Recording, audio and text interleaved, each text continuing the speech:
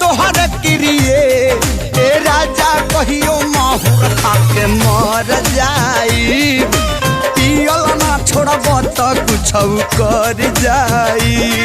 ए राजा कहियो माहुर खाके मर जाई पियल ना छोड़ब त कुछ कर जाई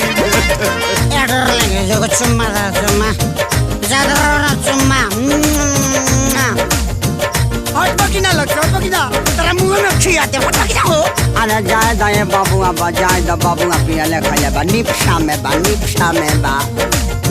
शादी क के अगुआ हमसे कइले बाटे धोखा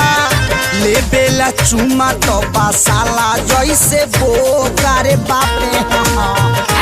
अरे ओले बड़ा कर छोरे मारा शादी क के